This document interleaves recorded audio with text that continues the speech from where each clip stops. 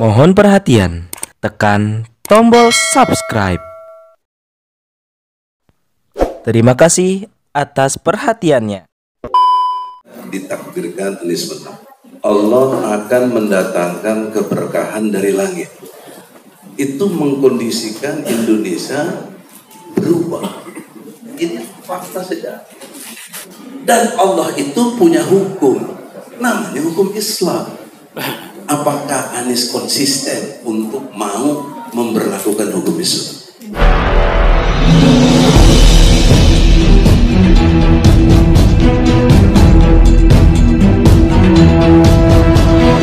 Saya Yasin Muhammad, driver online Depok.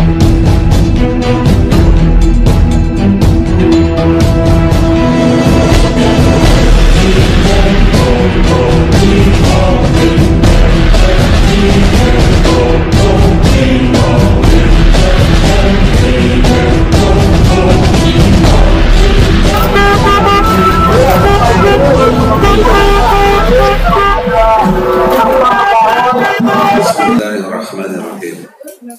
Assalamualaikum warahmatullahi wabarakatuh. Konstruksi berpikir saya 3 tahap. 1, kita bangun persepsi. 2, kesadaran. 3, pentaatan. Konstruksi berpikir ini penting karena di Indonesia banyak orang yang cacat logika, tidak mampu berlogika secara benar. Persepsi yang harus kita bangun berangkat dari apa yang Anies pernah pidatokan dan tadi ditekankan oleh Mas Syawki. Tinggal satu yang perlu kita capai adalah satu kemakmuran. Nah, pertanyaan seriusnya, persepsi apa yang kita bisa ciptakan ke arah itu supaya tadi ujung ceritanya ditakdirkan Anies menang. Nah, konstruksi berpikir saya dalam membangun persepsi harus dimulai dari apa yang Allah mau. Nah, Allah mau dalam surat Al-Araf ayat 96.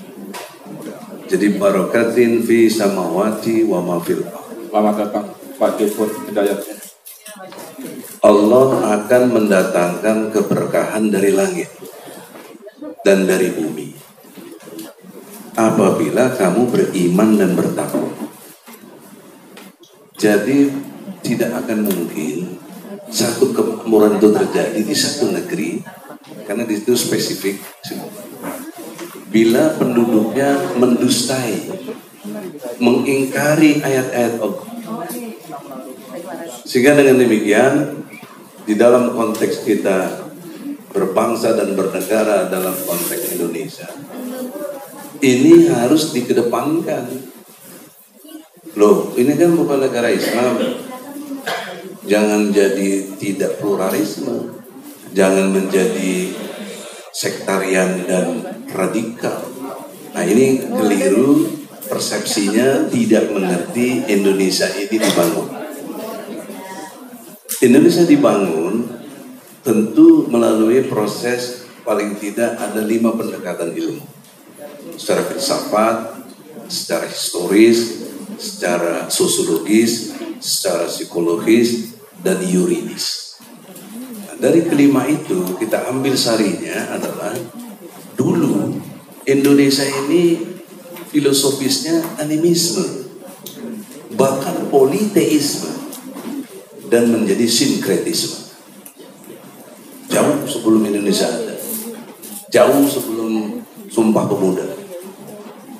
Tapi ada proses dakwah melalui Wali Songo, ya, Sunan Kalijaga, Sunan Bonang, Sunan Ampel. Itu mengkondisikan Indonesia berubah. Yang tadinya sinkretisme berubah menjadi tauhid dengan proses dakwahnya. Kemudian diteruskan oleh Pangeran Diponegoro, perangnya 1825 sampai 1830, dan tokoh-tokoh pangeran lainnya, Imam Bonjol, Cut Nyadin, Sultan Hasanuddin, itu punya torehan sejarah yang luar biasa terhadap bangunan Indonesia. Dan terakhir secara kelembagaan politik ada namanya Masyumi. Orang nggak bisa pungkiri itu. Dan Masyumilah tokoh-tokohnya, terutama Muhammad Natsir, ya, Agus Salim, Kasman Singodimejo, Saprudin Prawira Negara, itu mengkondisikan Indonesia, melahirkan satu konsep Pancasila dan Undang-Undang Dasar 45. Perebutan istilah ketuhanan yang Maha Esa, dulu awalnya Soekarno tidak menyebutkan ketuhanan yang Maha Esa, ketuhanan yang berkebudayaan. Tanggal 1 Juni 1945. Tapi disalahpahami oleh Jokowi, dibuat Kepres ya, tahun 2016 bahwa hari lahir Pancasila 1 Juni 45 dinyatakan hari libur. Ini keliru, menentang sejarah. Sejarah yang benar bahwa lahirnya Pancasila itu 18 Agustus 45. Karena yang 1 Juni itu diprotes keras dengan adanya pertemuan Piagam Jakarta 22 Juni 1945. Tidak sepakat dengan urutannya nomor 5 itu ditempatkan Tuhan yang berkebudayaan. Maka lahirlah Piagam Jakarta, ketuhanan dengan kewajiban menjalankan syariat Islam bagi pemeluk-pemeluk. Ini sejarah yang nggak boleh dilupakan dan jangan di tip X atau di delete. Ini fakta sejarah. Oleh karena itu sumbangsi tokoh-tokoh nenek moyang kita yang berdimensi suasana religiusnya itu sangat eksistensinya itu jelas. Nah, tetapi kita ini berhadapan dengan banyak macam ragam orang yang sifatnya munafik, zolim, fasik, bahkan yang kafir. Sehingga 7 kata di dalam Piagam Jakarta itu dengan kewajiban menjalankan syariat Islam bagi pemeluk-pemeluknya harus dicoret. Nah, dengan kebijakan itu harusnya Piagam Jakarta itu tetap di sounding.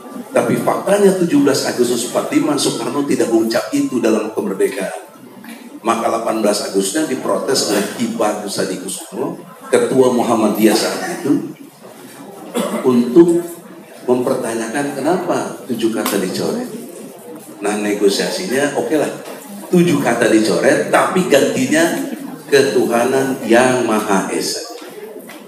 Sampai hari ini susunan Pancasila seperti 18 Agustus 45. Jadi kalau mau diklaim sejarah, lahirnya Pancasila itu 18 Agustus 45, bukan 1 Juni. Kemudian ada pergolakan, dan ingat Pancasila dan UUD 45 pernah tidak berlaku 10 tahun. Karena tahun 1949 yang berlaku Undang-Undang RIS. Kemudian berubah lagi tahun 90 Undang-Undang Dasar sementara ya, tahun 50. Jadi 9 tahun bersama 1 tahun jadi 10 tahun. Nah, kembali lagi ke UUD 45 dengan dekret Presiden 5 Juli 1959 itu dengan dijiwai semangat Piagam Jakarta. Nah, ini yang sering dilupakan orang. Dan sekarang juga banyak gerakan-gerakan mau kembali ke UUD 45 tapi tidak pernah disebut dengan dijiwai semangat Piagam Jakarta. Ya, harus itu. Artinya secara ilmu hukum kembali ke Pancasila UUD 45 adalah produk dari dekri. Maka di dekret disebut dijiwai Piagam Jakarta. Apa Piagam Jakarta tadi? Dengan kewajiban menjalankan syariat Islam. Nah, bagi pemeluknya. Nah, lebih spesifik. UUD 45 menyebut pasal 29 ayat 1. Negara Republik Indonesia berdasar kepada ketuhanan yang Maha Esa. Siapa Tuhan yang Maha Esa itu? Allah. Di mana Allah disebut? Di mukadimah alinea ketiga. Berkat rahmat Allah dinyatakan kemerdekaan bangsa Indonesia. Maka secara ilmu hukum yuridis, kepastian yang dimaksud Tuhan Maha Esa itu Allah. Dan Allah itu punya hukum, namanya hukum Islam. Maka logika hukum berikutnya, hukum Islam itu yang mestinya berlaku di Indonesia. Secara logis, historis, filosofis, yuridis, sosiologis, psikologis. Nggak bisa dibantah, bagaimana memang begitu.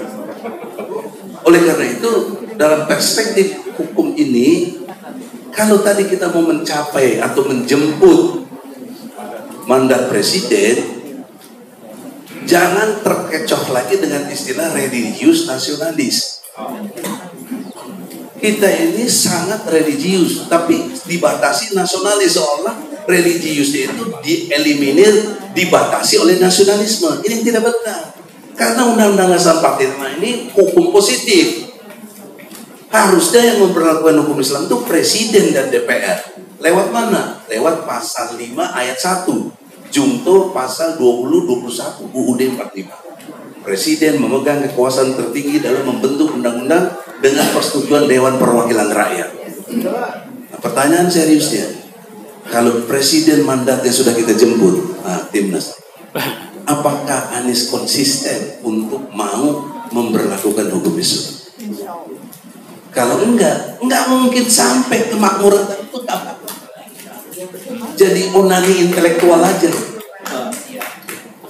Gak mungkin, karena Allah sudah bilang, kalau kamu mau mencapai kemakmuran, aku berkahi dari langit dan bumi kepada satu negeri itu.